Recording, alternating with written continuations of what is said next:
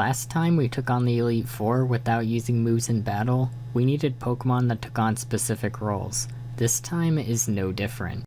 The Elite Four has grown stronger in levels, movesets, and they actually have a full team. But as they've grown, so have I. After beating them the first time, the National Dex was unlocked, meaning I have access to new and powerful Pokemon. And oh boy, am I going to need them. Just like last time, I need to have Pokemon that fill certain roles. On screen are the ones I need.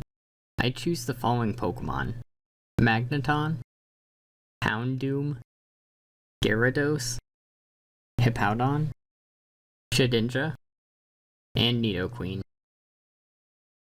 Will leads with the Bronzong that has the moves Gravity, Reflect, Payback, and Psychic. It's easy to PP stall by switching between my Gyarados and Houndoom, since Payback and Psychic are the only moves that can in any way harm me until it finally faints to struggle. Next up is Gardevoir, but since she has no moves that affect Shedinja, another Pokemon is switched in. And that Pokemon is a Jinx with the moves Fake Tears, Lovely Kiss, Dream Eater, and Blizzard. And then she switches into Grumpig since she can't deal damage to Shedinja either. Grumpig has the moves Confuse Ray, Signal Beam, Psychic, and Power Gem.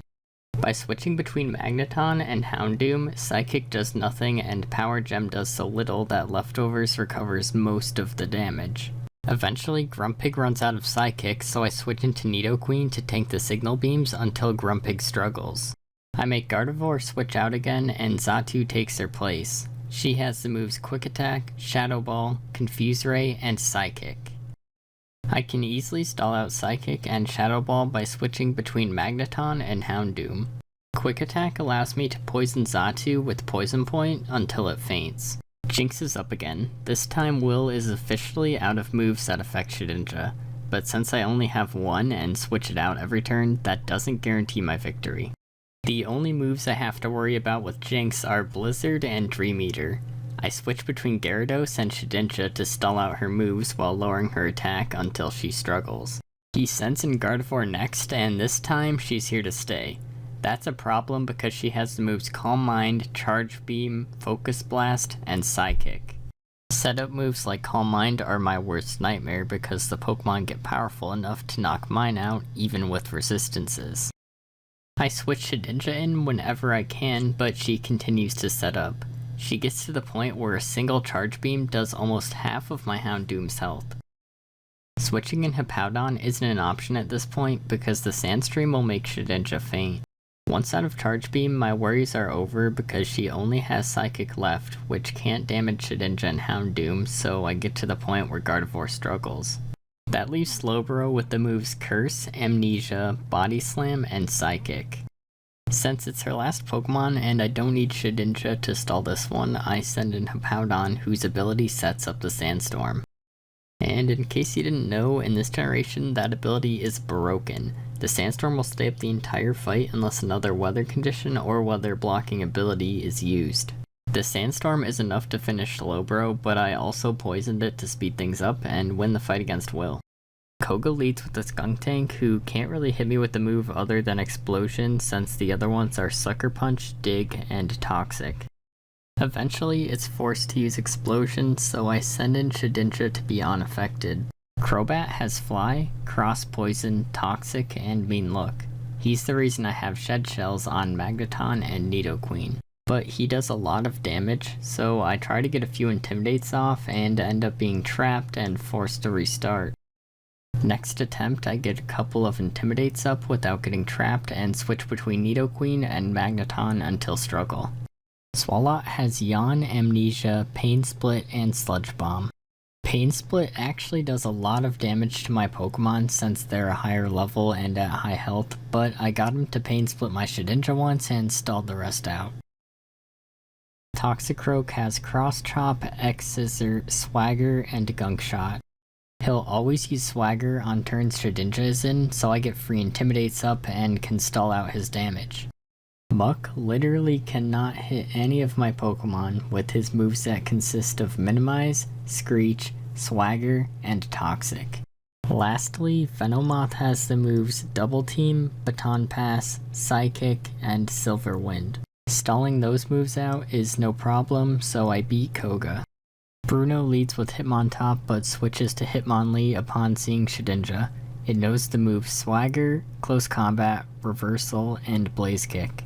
I switch between Gyarados and Nidoqueen until it gets poisoned and can easily stall until it faints. Hariyama has the moves Low Kick, Payback, Bullet Punch, and Bulk Up.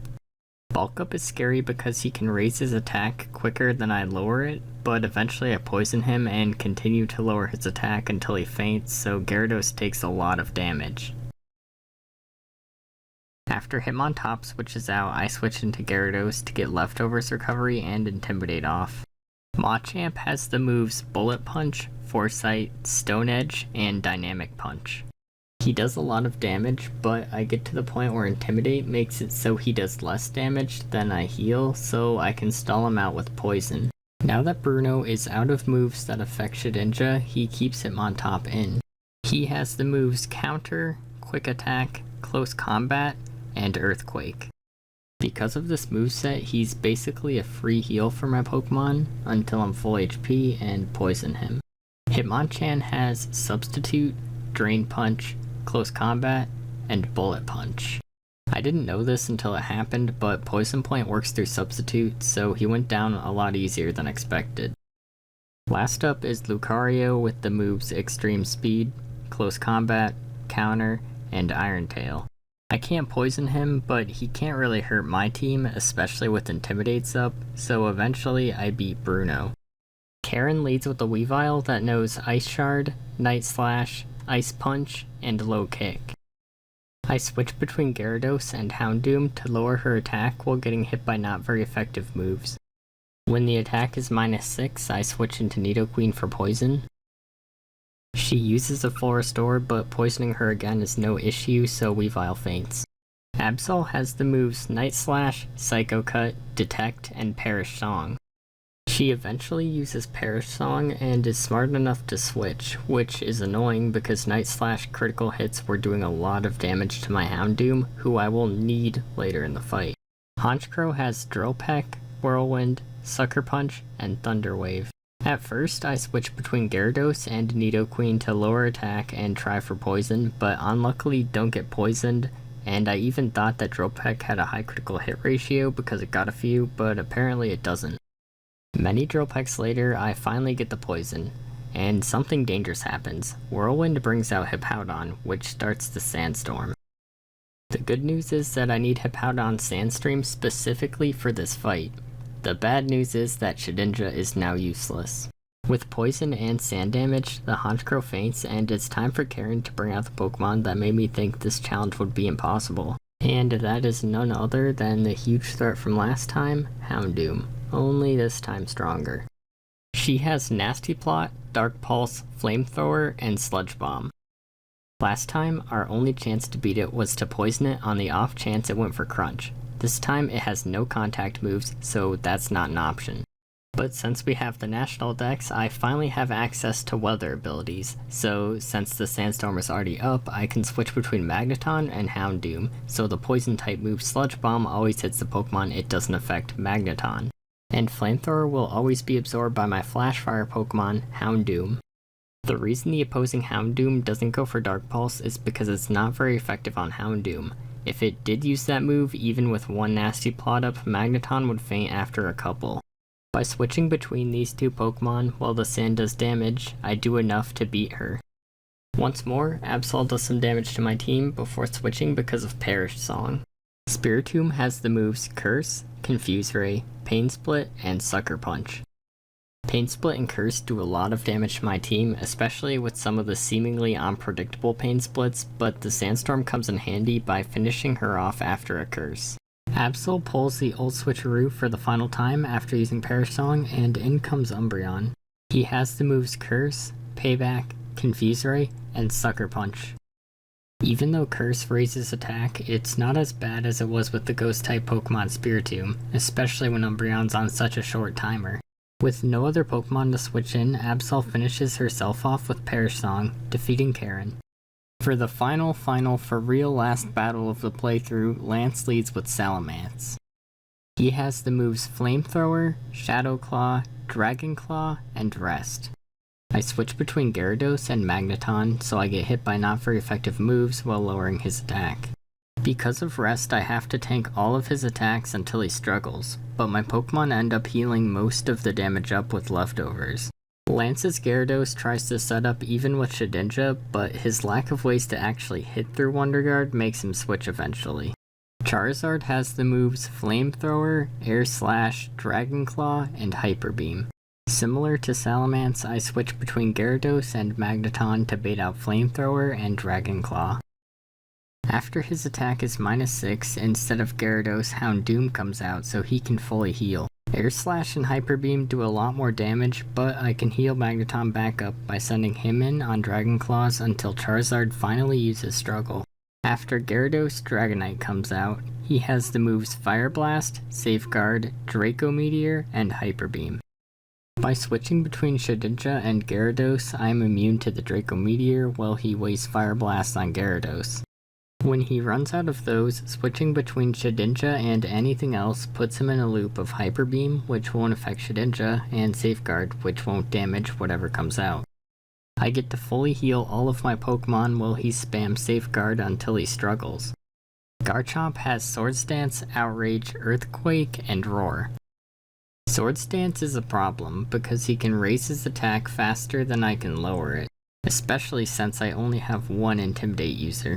But by switching between Gyarados and Shedinja, Garchomp puts himself in a loop of Swords Dance and Outrage that will have no effect. Eventually, Garchomp switches to Roar, which unfortunately brings out Hippowdon, meaning I can't use Shedinja for the rest of the fight. At this point, I've already made him waste all of his Outrage PP, so switching between Gyarados and another Pokemon allows me to be unaffected by Earthquake and have Garchomp raise his attack. Struggle does a huge amount of damage because of Swords Dance, and with the full restore and Shedinja down, this fight isn't looking like a sure thing. With the Sandstorm permanently up, my Gyarados no longer heals at the end of a turn, but I still need his Intimidate so my Sandstorm immune Pokemon don't take too much damage to themselves. Dragon Dance only makes this problem worse, since he'll keep raising his attack back up. He even gets poisoned, but a full restore puts him right back at full. By the time I finally finish him off, my Pokemon are in bad shape. The final challenge is an Altaria with Dragon Breath, Hyper Beam, Double Team, and Perish Song. He starts with a Double Team, but then makes a fatal error in using Perish Song. All I have to do is survive 3 turns. And of course I do with what's left of my team. If I had to do that battle again, I would definitely go into it with Hippowdon already fainted to Karen, so I wouldn't have to worry about the sand. Thanks for watching. I hope you enjoyed this series as much as I did. Don't forget to subscribe so you don't miss out on my next challenge. I'm actually in the middle of filming my next Pokemon one that's harder than this, and I've got some other challenge runs I'm excited to start.